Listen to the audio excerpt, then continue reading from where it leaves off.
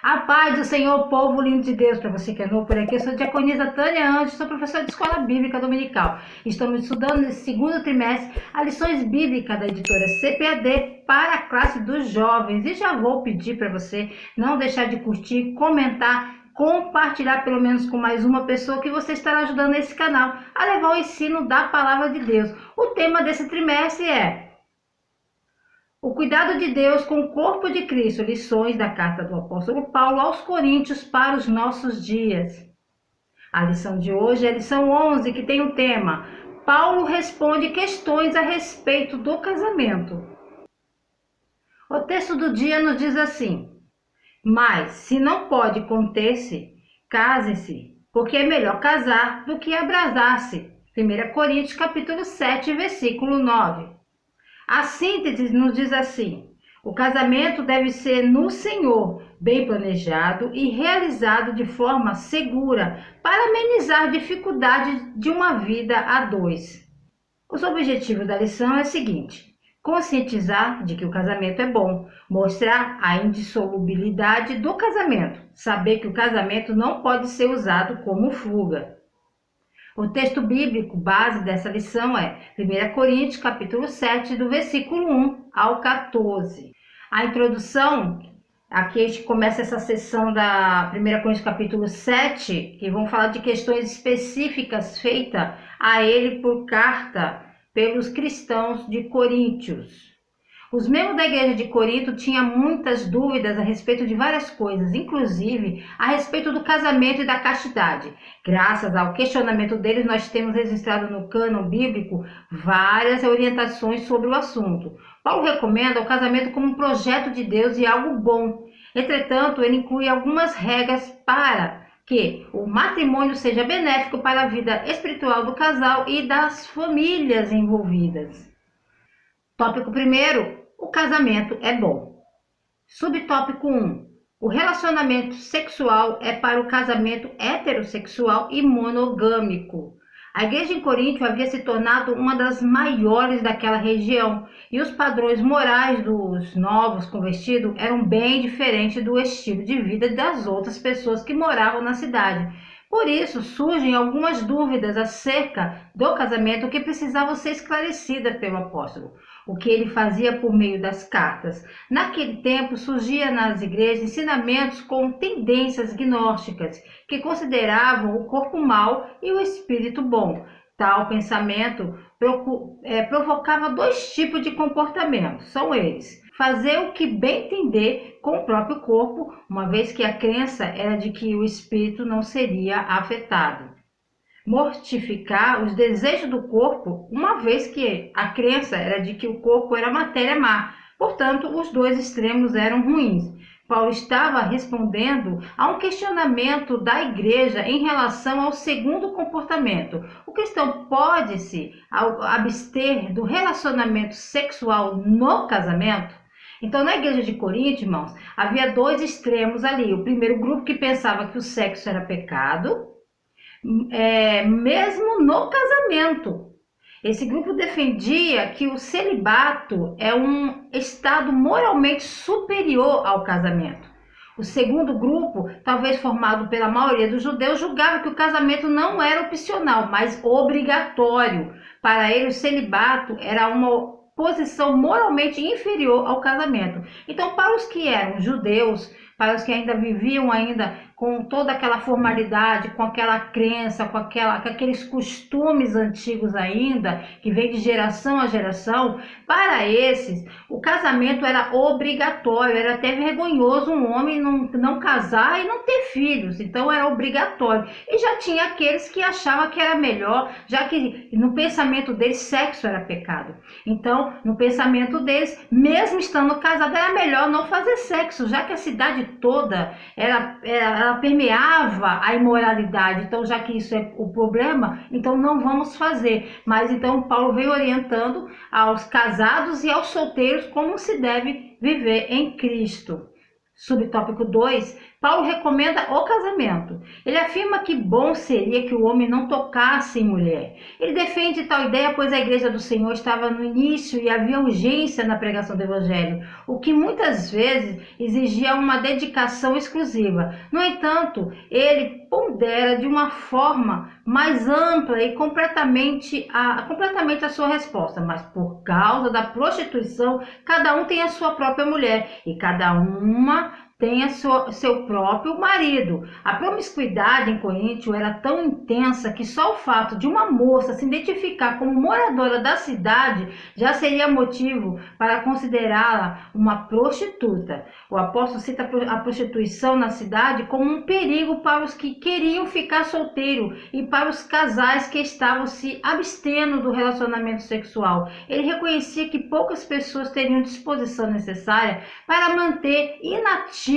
sua capacidade sexual. Então, Paulo recomenda o casamento e o relacionamento sexual dos cônjuges visando a procriação e o prazer de ambos. Ele diz assim, é bom que o homem não toque mulher. Esse tocar aqui está no sentido realmente de relações sexuais. Ele foi provavelmente uma declaração feita pelos cristãos de Corinto com que pediram ao Paulo. Então, os coríntios queriam saber, estavam cheios de dúvidas.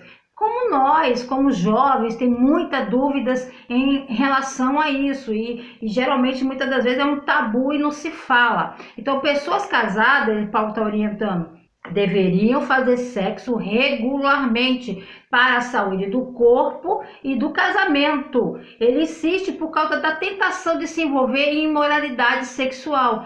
Este é um dos propósitos do casamento.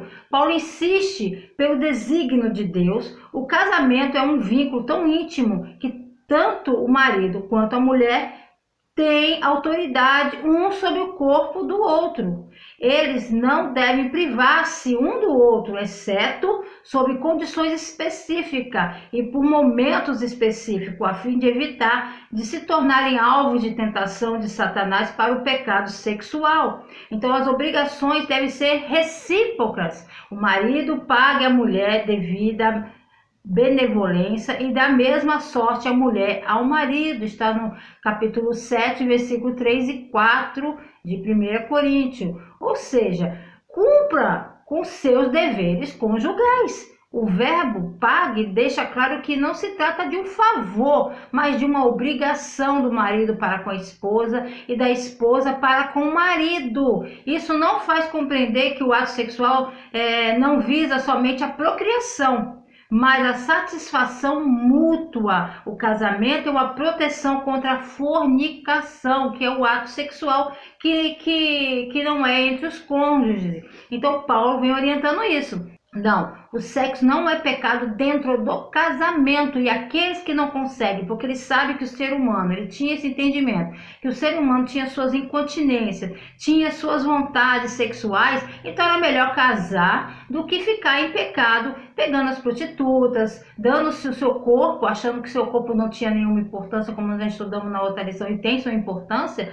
Então, case-se. É melhor casar do que ficar se inflamando, ficar na luxúria. Então, ele vem orientando isso. E que o sexo dentro do casamento não há problema nenhum, tem que ser mútuo e tem que ser prazeroso para os dois. Subtópico 3, a prática da abstinência sexual e do celibato é para os solteiros. Então, quem deve ficar sem fazer sexo são os solteiros.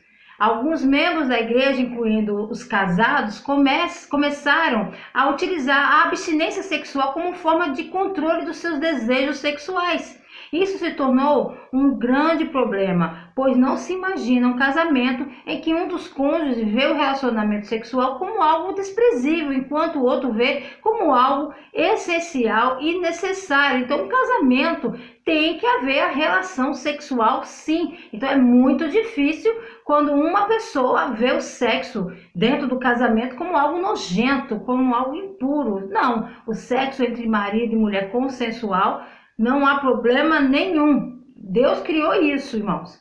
Paulo responde os questionamentos afirmando que tanto o casamento como o celibato Eram opções legítimas para os cristãos. O celibato deve ser visto como um dom divino. Não são todos que conseguem se manter no autodomínio, no controle e autocontrole de não ter relações sexuais estando sem um parceiro. Então, se o jovem não consegue ver que não é algo que está impedindo até sua comunhão, então que ele se resolva em um casamento. Não consegue ficar só namorando, então se resolva isso, ore e resolva essa situação. Logicamente nós vamos ver que o casamento não pode ser uma fuga, mas se deve mortificar a carne em oração e em jejum também. A decisão deveria ser consciente e ter uma base, e ter por base a paz e a obediência a Deus. Mas vale agradar ao Senhor, né, irmãos? Quanto aos casados, ele adverte contra os sacrifícios tolos, que não agregam nada à vida espiritual, baseando em crenças humanas e contrárias ao Evangelho. Então não adiantava seguir uma crença achando que o homem casado não deveria fazer sexo, que estaria agradando ao Senhor. E não é isso, porque está sendo que você está desagradando o seu companheiro ou a sua companheira. Paulo reconhece os benefícios do estado de estar solteiro. Paulo estava solteiro no momento, segundo estudiosos, ele já tinha sido casado, mas naquele momento ele tinha a capacidade de estar solteiro e não tinha problema nenhum para ele. Mas também do casamento, ele viu os benefícios de tanto estar solteiro e tanto estar casado. Tudo está de acordo com os dons de Deus. Embora Paulo soubesse que ser solteiro era bom para ele, ele não imporia isso a ninguém. Uma pessoa que tem de Deus ser solteiro ou casado. Então não são todos que realmente, existem pessoas realmente que ficam a vida toda solteiras e conseguem manter o celibato, mas algumas não. Então, Paulo considera o casamento e a condição de solteiro como dádiva de Deus. Muitos se encontram na armadilha a grama do vizinho é mais verde. Sempre a gente acha que a vida do outro é melhor que a nossa. Com pessoas solteiras desejando ser casadas e pessoas casadas desejando serem solteiras. Cada estado é um presente de Deus. Então, se você é solteiro, glória a Deus por isso. No momento adequado, se for da vontade do Senhor, e se você achar uma parceira, um parceiro que queira levar uma vida em comunhão com Cristo, com você, caminhar nessa longa jornada, amém. Mas se você não conseguir, amém também. Então, isso tudo é um dom de Deus, é busca, é oração. Então, ser solteiro ou casado é um dom especial de Deus. Quando Paulo escreve seu próprio presente, né? Ele usa a mesma palavra para dons espirituais. Esse dom que ele cita aqui é o mesmo dom que ele fala dos dons espirituais lá em 1 Coríntios capítulo 12. Cada estado, casado ou solteiro, precisa de um dom especial de Deus para funcionar, porque é um presente mesmo de Deus. O entendimento de Paulo de que o estado de solteiro pode ser um dom é especialmente notável quando consideramos a formação judaica do próprio Paulo e da igreja primitiva. Era considerado pecado o judeu não ser casado. Entre os judeus, o casamento não era considerado uma coisa indiferente ou em sua própria liberdade de escolher ou recusar, mas um mandamento obrigatório. Então, não só no meio judaico, entre os judeus, mas em várias culturas, existem os casamentos até hoje que são arranjados, que os familiares, os pais já deixam tudo acordado, porque já casou, a ideia cresceu, é casar, procriar, ter filho, outra geração, é um costume. Então, na cultura deles, você ser solteiro era até meio vergonhoso. Eles já havia até umas certas brincadeiras, tem algum problema com esse rapaz que ainda não casou. Então, embora Paulo reconheça que alguns são dotados para o casamento e alguns são dotados para o estado de solteiro, ninguém é dotado para a imoralidade sexual. Há muita diferença. O casado deve viver fielmente a seu cônjuge e o solteiro deve viver o seu celibato. Aparentemente, alguns em Coríntios acreditavam que até mesmo os cristãos casados deveriam se abster do sexo. Além disso, alguns parecem ter acreditado que o cristão não deveriam se casar. Isso pode ter sido devido à influência das heresias gnósticas. Talvez isso fosse uma resposta à quantidade avassaladora de imoralidade sexual na cultura grega romana. Talvez eles estivessem seguindo alguma filosofia secular da época, que diziam que não fazer sexo levava à espiritualidade mais elevada. Existe isso até hoje. De onde quer que essa ideia tenha vindo, Paulo rejeitou-a firmemente. Tópico segundo, a indissolubilidade do casamento. Subtópico 1, o ideal original do casamento. O ideal é que o casal se una, constitua uma família e seja feliz para sempre. Paulo é categórico ao afirmar: aos casados mando. Ele apresenta o casamento cristão como um contrato indissolúvel. Nos evangelhos, Jesus trata sobre a dissolução do casamento por causa da prostituição, com uma exceção. Nosso Senhor abordou o assunto quando questionado pelos fariseus, adeptos das ideias da escola do rabino Hillel, que defendiam o direito de o marido dar carta de divórcio por qualquer motivo. Qualquer motivo eles estavam. Se a mulher nem cozinhasse, fizesse, queimasse uma comida, ou deixasse qualquer coisa que desagradasse o marido, eles se achavam no direito de mandar a mulher embora. Ao ser questionado sobre essa liberdade, Jesus afirma que ela surgiu devido à dureza do coração do homem. Era uma forma de proteção, pois se ser repudiada pelo marido, a mulher não poderia mais se casar e assim ficaria exposta à miséria e à prostituição, porque nem os pais recebiam ela em casa, ela ficava por conta própria mesmo. Já os coríntios, Paulo falava para um público onde a prostituição era aceita pela maioria, enquanto para os judeus a prostituição era algo vergonhoso,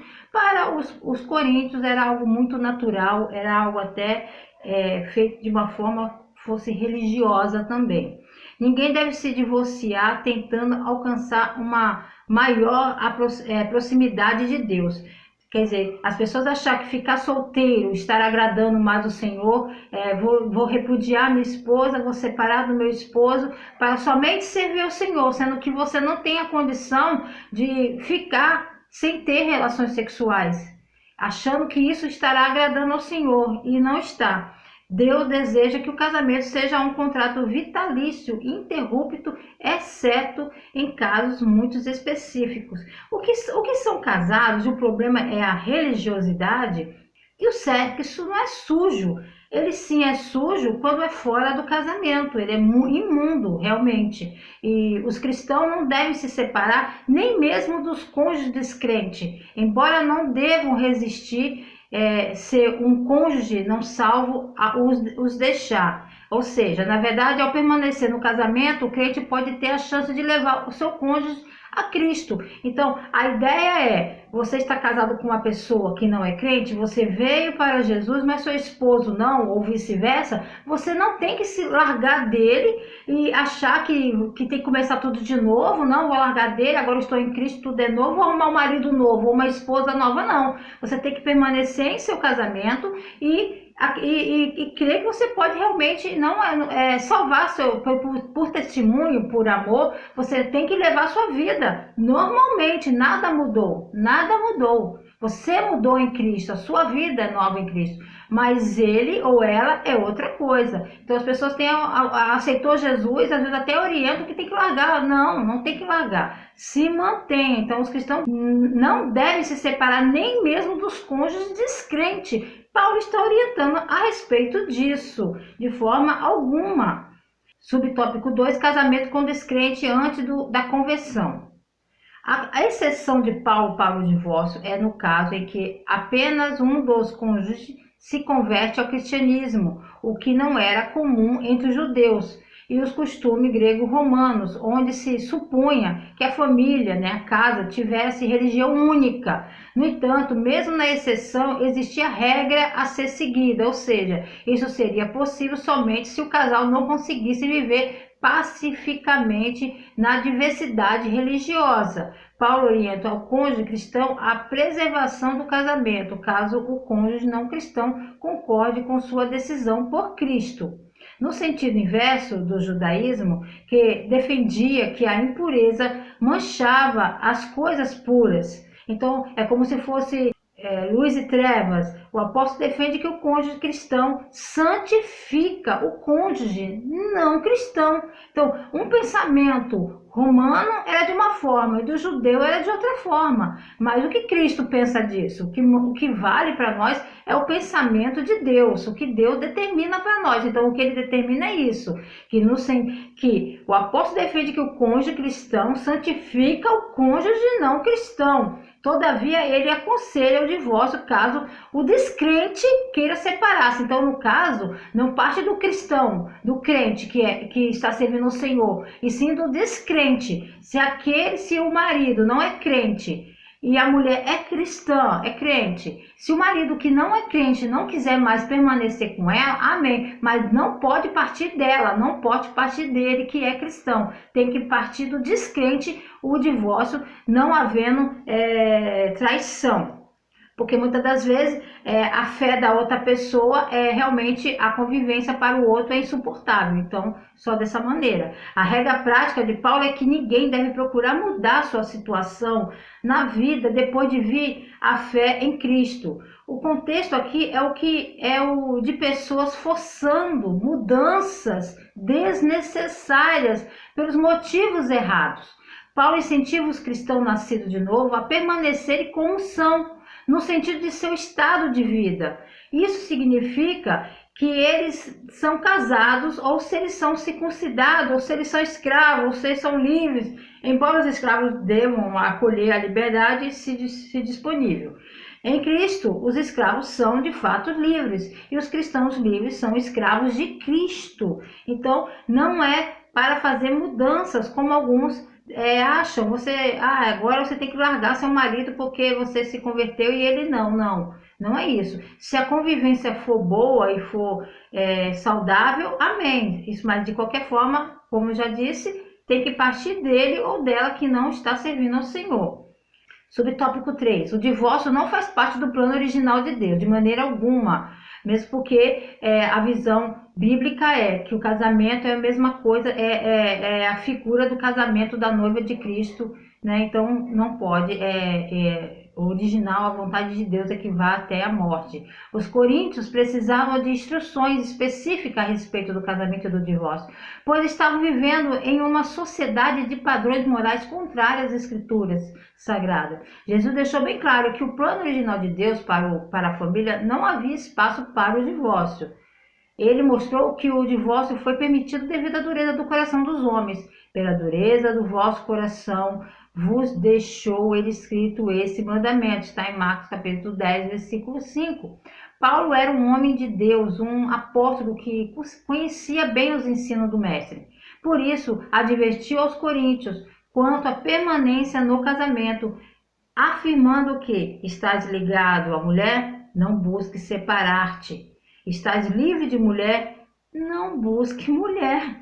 Paulo aconselhou que o parceiro cristão faça o que puder para manter o casamento. Mas se o cônjuge descrente se recusar a se casar, né? Porque muitas das vezes as pessoas estão morando, mas não estão casados no papel, no civil. Mas se o cônjuge descrente se recusar a se casar, o casamento pode ser desfeito. Mas isso não deve ser iniciado ou buscado pelo crente. A verdade é que muitas das vezes a pessoa se converte e passa até a ignorar um pouco o parceiro ou a parceira, e isso é uma das grandes falhas. Eu acho que se estamos em Cristo e o amor de Deus está em nós, mais ainda agora para demonstrarmos uma mudança que será um testemunho vivo para o outro ver, né? Nós ganhamos em silêncio nossos companheiros e companheiras. Se o cônjuge descrente partir, o cristão não está sujeito ao convênio do casamento. Isso significa que eles são de fato livres para casar, novamente porque Deus reconheceu seu divórcio como um divórcio válido. Mas significativamente, Paulo nunca insinua que ser casado ou solteiro é mais espiritual do que o outro estado. Este foi um grande erro dos cristãos em Coríntios. Subtópico 3. O casamento não deve ser usado como fuga. Subtópico 1. O casamento não pode ser usado como fuga para a solidão. O casamento não é garantia de ausência de solidão. Isso é um grande erro. As pessoas acham, vou casar porque eu estou me sentindo sozinha. Muita gente está sozinha em meio à multidão. Então, Não é válido. Existem casais aparentemente bem casados e que um dos cônjuges ou os dois vive solitário. Para a felicidade do casal, deve existir boa intimidade emocional entre eles. Os solteiros e viúvos devem ter isso em mente ao planejar um casamento. Há pessoas que se sentem solitárias em sua família e criam expectativa de resolver esse problema com o casamento. Ela corre o risco de apenas reproduzir o ambiente de convivência. Por isso durante o namoro e o noivado, o crente deve ter certeza de que a outra pessoa é capaz de ampará-lo em todos os momentos que precisar. Para um relacionamento permanente, é necessário se sentir seguro de que haverá possibilidade de um bom diálogo nos momentos de maior fragilidade. A diferença é o pior dos comportamentos para o casal. A indiferença, desculpa, é o pior do comportamento para o casal. Então, o solteiro ou a solteira não deve se sentir pressionado. Nós sabemos que muitas vezes no meio cristão existe uma pressão para a pessoa casar. A pessoa às vezes começou a namorar, existe aquela preocupação porque vai cair. E você não tem que casar nem por pressão. Você tem que ter um casamento, entrar num relacionamento a dois, consciente de suas obrigações também. Um parar com o outro, então, e achar que, estou me sentindo sozinha, eu vou casar com o primeiro que aparecer, não. Isso não vai dar certo. Você tem que estar bem com você mesmo, você tem que primeiro se amar, gostar muito de você, porque senão você não vai conseguir nem conviver com a outra pessoa. Então, o solteiro não deve se sentir pressionado a casar simplesmente porque é um costume. Porque existem congregações em determinados locais do nosso país e que existe essa pressão e que o jovem tem que casar muito cedo e às vezes ele tem alguns sonhos a querer realizar, um curso, uma faculdade, uma viagem, e entrar em um casamento nem sempre será possível, porque muda tudo a rotina de vida. Nem precisa sentir-se desprezado, inferiorizado ou envergonhado, porque o solteirão da igreja, a solteirona da igreja. Existe muitos solteiros felizes. Por que achar que a pessoa está solteira, a pessoa não é feliz? Isso é um pensamento muito antigo. Subtópico 2. O casamento não pode ser usado como fuga da tentação sexual. Quando Paulo afirma que, por causa da prostituição, cada um tem a sua própria mulher e cada um tem o seu próprio marido, e diz aos solteiros e às viúvas, se não puder conter-se, case-se, porque é melhor casar do que abrasar-se, no caso é a luxúria, né? Ele não diz displicentemente. O casamento não é uma decisão a ser tomada de qualquer maneira, e a escolha deve ser bem feita e o momento deve ser bem adequado. Não existe casamento perfeito, mas quando você dá esse grande passo de entrar num relacionamento a dois, tem que ser muito bem pensado. Os jovens, os viúvos, devem tomar a decisão pelo casamento somente após ter segurança de que é a melhor decisão a ser tomada e não por ter dificuldades com a tentação sexual. Eu não consigo ficar sem ter relações sexuais, tia, então vou me casar com fulana. Se for por isso, você vai casar com fulana e talvez você continue até de repente traindo essa fulana, porque o seu problema está interiormente com você. Então não é você ter uma pessoa somente ali para te satisfazer que vai parar a sua imoralidade.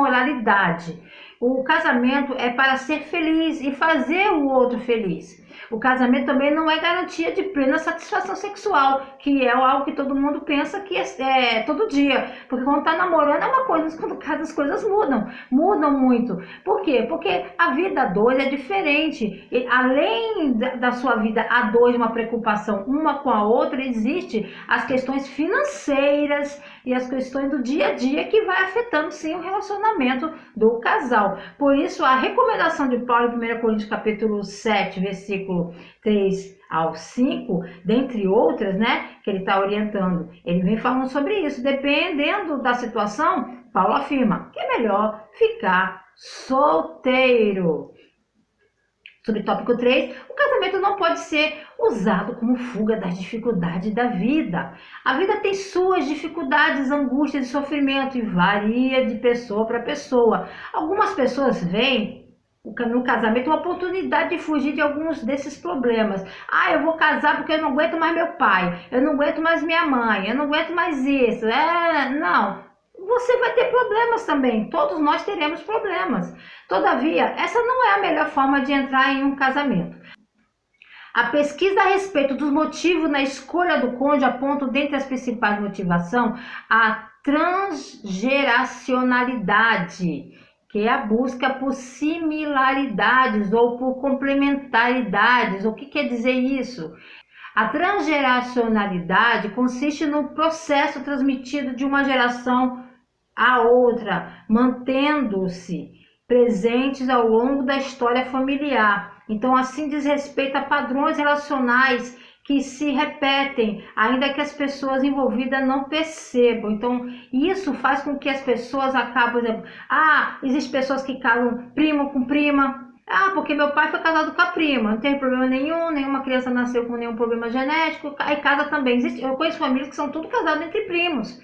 Existem pessoas que todos casaram com uma determinada idade, todo mundo segue aquele padrão. Isso não pode ser dessa forma. Então, a transgeracionalidade nos referimos aos modelos aprendidos na família de origem e no ambiente sociocultural, por busca de similaridades às características pessoais na pessoa escolhida, no sentido de reforçar sua imagem. Pode ser até questão social também. Por busca de complementaridade, o que se pretende é a satisfação completa de suas necessidades, uma projeção no parceiro de determinados aspectos com deficiência na própria personalidade. De forma geral, essas motivações não são excludentes. As pessoas priorizam as características que lhes são mais importantes.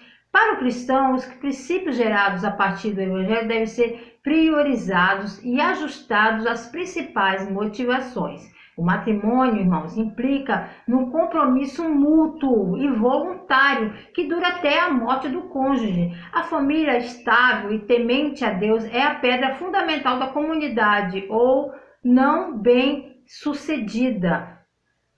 O matrimônio, irmãos, implica num compromisso mútuo e voluntário que dura até a morte do cônjuge. A família estável e temente a Deus é a pedra fundamental de uma comunidade. Os lares dos crentes devem ser o modelo de retidão do plano de Deus e a evidência de sua bênção divina. Na conclusão, na lição de hoje, ficou evidente que o casamento é bom e abençoado por Deus e que o celibato é somente para as pessoas que têm o dom de permanecer nesse estado. O princípio original do casamento é para a adoração e até que a morte separa os cônjuges. Todavia, devido à dureza do coração, muitos casais não chegam até o final juntos. Por isso, o casamento não pode ser usado para fugir da solidão, da tentação sexual ou das dificuldades da vida. Ele deve ser bem planejado e deve ser feito segundo a vontade do Senhor. Deus abençoe sua semana, querendo o Senhor. Nos vemos no próximo Resumo EBD. A paz do Senhor a todos.